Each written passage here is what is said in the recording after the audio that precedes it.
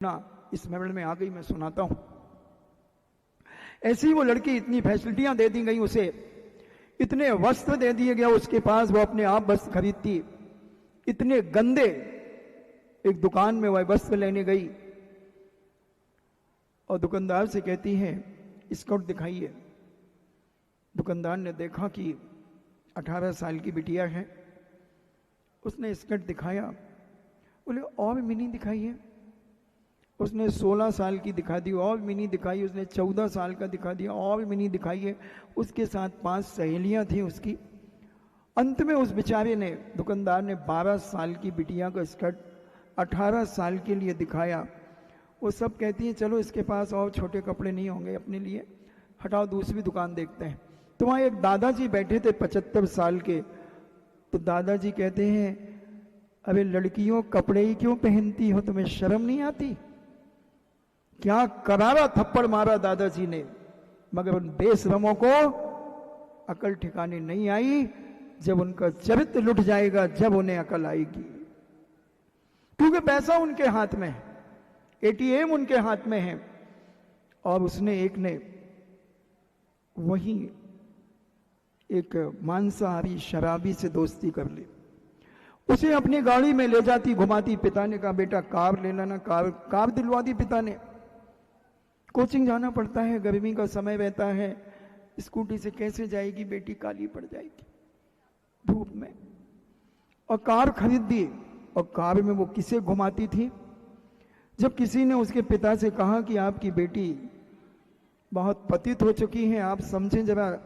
हाँ मैं जाऊंगा यार, इंदौर में मेरा काम ही नहीं पड़ रहा, इंदौर का एक आध दिन समय निकाल के जाऊंगा। और जैसे तैसे वह गया, उस स्थान पे पहुंचा जिस कमरे में वो रहती थी। एक सहेली और रहती थी उसकी।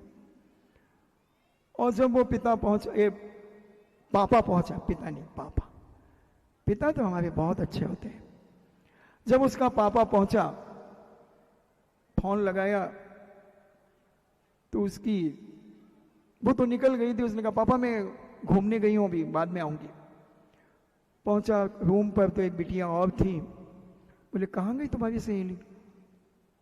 अंकल जी वो एक लड़के के साथ गई है। हैं? लड़के के साथ? हाँ। और वो लड़का खूब दारू पिया हुआ है, और इसने भी यहीं सिगरेट जलाई है। अच्छा, कहाँ गए हैं? पता नहीं। किस तरफ गए? इस तरफ। बेचारा पिता कार लेकर के उसके पीछे दौड़ता है, आवाज लगाता है बार बार दरवाजे से गर्दन निकाल करके, और वो गाड़ी भगाए जा रहे हैं। और ऐसा भयंकर एक्सीडेंट हुआ कि लड़की मर गई, लड़का बच गया। पढ़ने गई थी लड़की कि अय्यासी करने गई थी। ऐसे एक नहीं बंधुओं, सैकड़ों केस होते हैं। मरते नहीं हैं, मगर चरित्र को मार देते हैं, वाणी को मार देते हैं, शरीर का विनाश कर लेते हैं।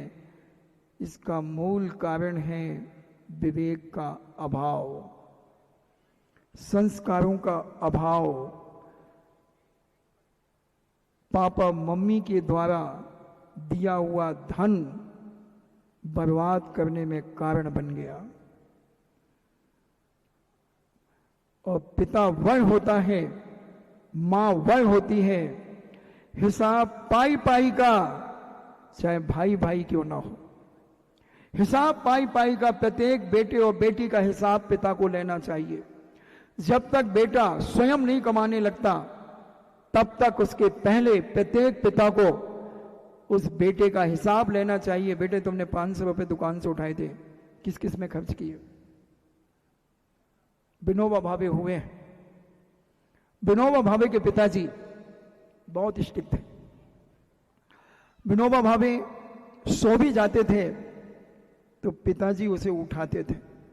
उठो विनोबा, उठो। जी पिताजी। क्या यार तुम कैसे सोते हो? तुम्हारी चद्दर देखो कितनी सुकड़न है उस चद्दर में, और वो चद्दर ठीक करके सो जाओ। यानी प्रतिदिन कुछ ना कुछ उसे डांटना, प्रतिदिन। एक दिन नागा नहीं जाता था, और प्रतिदिन सुबह से लेकर शाम तक और शाम से लेकर सुबह तक की दैनिक चर्या विनोबा की पिताजी से पूछ लो, इस समय बेटा कहां होगा, पिताजी बता देंगे। है कोई माई का लाल इस सभा के अंदर जो अपने परिवार की स्थिति बता सके कि इस समय मेरे परिवार का व्यक्ति कहां होगा? अगर तुमने बेटा और बेटियों को जन्म दिया है तो तुम डंके की चोट पर मेरी चुनौती को स्वीकार कर सकते हो और कह सकते हो कि हां मेरा बेटा इस समय यहां पर है महाराज, और आप किसी भी वक्त जाकर के दिखवा लो, बेटा वहां मिलेगा, बेटी वहां मिलेगी। अगर बेटे और बेटियों को जन्म दिया और लड़के और लड़कों को दिया है तो आई एम सॉरी प्लीज तुम कर दोगे कि महाराज हम नहीं कह सकते कि हमारा बेटा कहां गुटखा खा रहा होगा। बोला हुआ सोई है, अबे उठ गई वे, चैन नहीं आऊ, कोई जेल खावे में जावे के लाने पता नहीं कितनी इच्छा होते। जो घर जेल आए, जेल बाबे भावना पढ़ो पता लग जाएगा। वो कहते मैं समाधि कराऊं, ने कहूं कछु कराऊं, ने कहूं कछु कराऊं, ने ऐसी हो समाधि कि मन तो घर धरो है और इधर सभी वित धरो। देखो हमारा तो प्रवचन 1 मिनट में, क्योंकि स्टेयरिंग जैसे चलता है ना उसमें बेरिंग डला होता है, ऐसे मेरे प्रवचन में भी बेरिंग डला होता है। किस समय गाड़ी मुड़ जाए, कौन सी घटिया से उतर के और फिर सीधी मेन रोड पे आ जाए, कछु कहो नहीं जा सका। अच्छा बीच में जी उचक्कून मचावती जी बाई हमें सो फिर हमारा प्रवचन वो हो जात क्या करने लगे। तो मैं क्या कह रहा था, देखो इतना अच्छा प्रसंग चल रहा था। विनोबा जी के पिताश्री प्रतिदिन टॉर्चर करते थे, प्रतिदिन, और प्रतिदिन हिसाब। आपने 10 पैसे लिए थे, क्या किया उस समय? 10 पैसे 100 रुपए के बराबर। उस समय विनोबा भावे के समय के 10 पैसे, अरे मैंने ही 5 पैसे में सेव जलेबी दोना भर के खाई है। 5 पैसे की जलेबी दोना भर के आती थी, और 5 पैसे की भी संतरा की गोली कितनी आती? 5।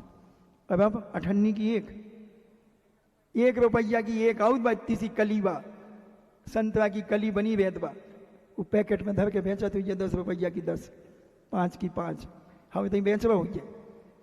अब बताओ हमारे समय 5 पैसा की 5 आउती, अब विनोबा के समय तो 10 पैसा कितने हो गए? 100 रुपया मानो। उस 10 पैसे का हिसाब विनोबा के पिताजी लेते थे। कौन पिता है जिसने अपनी लड़की और बेटे लड़के के हिसाब लिए हैं बाहर भेजने के बाद कि तुम किस चीज में खर्च करते हो? जब फोन कर दिया, जब भेज दिए तुमने पैसे, विनाशकालीन विपरीत बुद्धि बंधु आओ। क्या कर रहा है वहां जाकर के? फीस अलग देते हो तुम हॉस्टल की, भोजन का खर्चा अलग, जेब खर्चा कितना है? कितना है जेब खर्चा?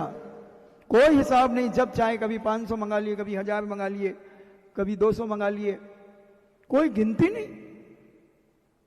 बर्बाद होने के लक्षण है बंधुओं। इसलिए समय आपका हो रहा है, क्योंकि कई बाई हमें तो बेचारी बलग हुए घुआ बैठी,